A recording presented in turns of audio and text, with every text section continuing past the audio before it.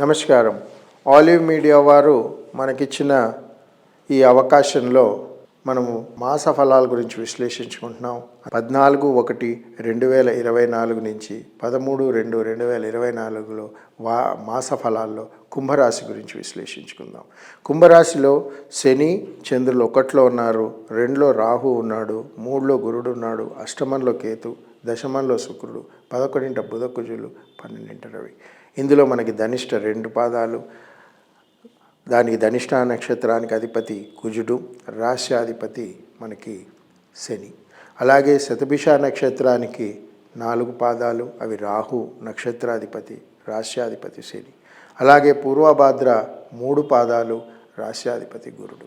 ఇక్కడ ప్రప్రథమంగా ధనిష్ట నక్షత్రం, అక్కడ కుజుడు ఎప్పుడైతే 11వ స్థానంలో ఉన్నాడో, ఆ 11వ స్థానమైన 1లో శనిచంద్రులు, ద్వితీయ స్థానంలో రాహు ఉండడం వల్ల ఓవర్ స్మార్ట్, నేను అన్నీ చేసుకోగలుగుతాను, నా తెలివితేటలు నాకేం లేదు అంటే మూర్ఖంగా వ్యవహరించడానికి ఆస్కారం అండి.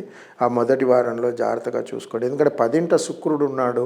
క్రియేటివిటీనెస్ అంటే కొంచెం ఏదో నాకు వచ్చేస్తుంది, నేనేదో చేసేస్తాను, నా తెలివితేటలతో అభివృద్ధి అవుతాను అంటే మాత్రం ఇబ్బంది పడడానికి ఆస్కారం. గురుస్థానంలో ఎప్పుడైతే తృతీయ స్థానంలో గురువు ఉన్నాడో, కుటుంబ సంబంధించిన మిత్రులు, మీరు చేసే ప్రతి పనిని 2-3 సార్లు ఆలోచించి చేస్తే మాత్రం మొదటి వారం చాలా చాలా ఉపయోగదాయకము.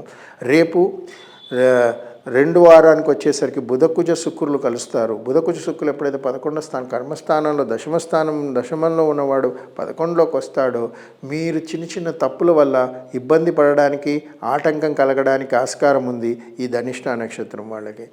అది కనుక జాగ్రత్తగా చేసుకోకపోతే మాత్రం చాలా పెద్ద నష్టాన్ని చవిచూడాల్సి వస్తుంది.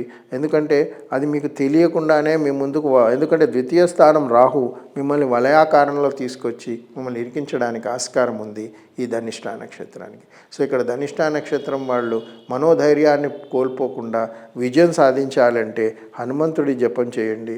హనుమాన్ చాలీసా చదివితే కొంచెం మీకు మెరుగుదల, మనోధైర్యం ఏర్పడుతుంది. అలాగే శతభిష నక్షత్రానికి అధిపతి రాహు, ద్వితీయ స్థానంలో రాహు ఎప్పుడైతే ఉన్నాడో, మీ తెలివితేటలే మీకు శ్రీరామ రక్ష. జాగ్రత్తగా ఆలోచించండి, మంచి అవకాశాలు వస్తాయి. ఎందుకంటే 12ంట రవి ఉండడం వల్ల చేసే ప్రతి పని, కార్యక్రమము మంచి అభివృద్ధి తీసుకెళ్తుంది. ఎందుకంటే శనిచంద్రులు అక్కడ ఉన్నారు. శనిచంద్రులు ఏంటంటే క్రియేటివిటీనెస్, ఎన్నో ఇబ్బందులతోటి ఒక స్థితికి వచ్చింది, దాన్ని పాడు చేసుకోకుండా జాగ్రత్తగా చేసుకోండి. ఎందుకంటే రాహు ఏం చేస్తాడంటే స్వయంకృత అపరాధం చేయడానికి ఆస్కారం ఉంది. రేపు 2వ వారానికి వచ్చేసరికి బుధకుజ శుక్రులు ఉంటారు. 10ంట శుక్రుడు ఉండడం వల్ల మీరు చేసే ప్రతి కృషి, ఆలోచన విధానం గొప్పతనంగా తీసుకెళ్తుంది, మంచి పేరు వస్తుంది, బాగుంటుంది.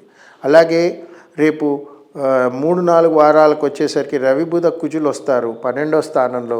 మీకు భూమికి సంబంధించిన విషయము, తెలివితేటలకు సంబంధించిన విషయము అన్నీ కూడా మీ కళ్ళ ముందు ఉంటాయి. కానీ అక్కడ మందబుద్ధితోటి ఆ ఎప్పుడైతే శని చంద్రులు కలిశారో, ఆ ద్వితీయ స్థానంలో గురుస్థానంలో రాహు ఉన్నాడో, నెగ్లిజెన్సీ, కేర్లెస్నెస్ వల్ల శతభిష నక్షత్రం వాళ్ళు ఇబ్బంది పడడానికి ఆస్కారం ఉంది. జాగ్రత్తగా చూసుకుంటే మాత్రం ఆర్థికంగా మంచి ఇది వస్తుంది.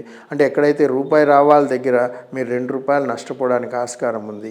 ఈ శతభిష నక్షత్రం వాళ్ళు కొంచెం జాగ్రత్తగా చూసుకుంటే మాత్రము మంచిది. వీళ్ళకి రుద్రాభిషేకం చేసుకుంటే చాలా మటుకు మెరుగు ఉంటుంది, 100% అభివృద్ధి అవ్వడానికి ఆస్కారం ఉంది. చివరిగా పూర్వభాద్ర నక్షత్రం. పూర్వభాద్ర 3 పాదాలు, అక్కడ గురుడు అధిపతి. మీరు అనుకున్న తెలివితేటలు, నేనే గొప్పవాడిని, నేనే అన్నీ చేసుకుంటాను అనుకుంటే మాత్రం దెబ్బ. కొంచెం ఆచితూచి వ్యవహరించండి. ప్రతిదీ నిదానంగా ఆలోచిస్తే మీకు ఎక్కడా రూపాయి కూడా మీకు ఎక్కడికి పోదు.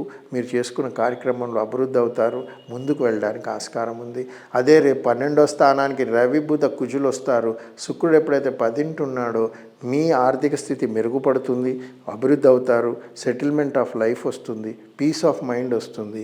అది జాగ్రత్తగా ముందుకెళ్తే, గురువు అక్కడ తృతీయ స్థానం కుజుడింట్లో ఉండడం వల్ల ఎన్నో కష్టాలు, ఆకతాకలు ఉన్న దగ్గర చాలా అభివృద్ధి అవుతారు. 2వ వారానికి వచ్చేసరికి బుధకుజ శుక్రులు వచ్చేసరికి ఇంకా అభివృద్ధి అయ్యి ముందుకు వెళ్ళడానికి ఆస్కారం ఉంది. కానీ తమ కోపమే తమకు శత్రువు.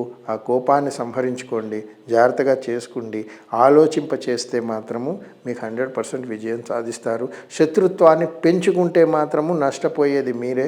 ఎందుకంటే శత్రువు పెరుగుతాడే కానీ శత్రువు తరగడు. మనకి ఏదన్నా రావాలంటే ప్రేమగా, ఆప్యాయతగా, నిదానంగా చేసుకుంటే చాలా మంచిది. ఈ మాసంలో మీరు అన్ని విధాల అభివృద్ధి అయ్యి ముందుకు వెళ్ళడానికి ఆస్కారం ఉంది. ఓవరాల్గా కుంభరాశి వారికి అందరికీ అభివృద్ధి అయ్యి మంచిగా ఉండి బాగుండి ముందుకు వెళ్ళడానికి ఆస్కారం ఉంది. జాగ్రత్తగా ఉండండి. పూర్వభద్ర నక్షత్రం వాళ్ళు విష్ణు సహస్రనామాలు చదువుకుంటే అన్ని విధాలా పరిష్కరించి బాగుండడానికి బాగుంటుంది. నమస్కారం.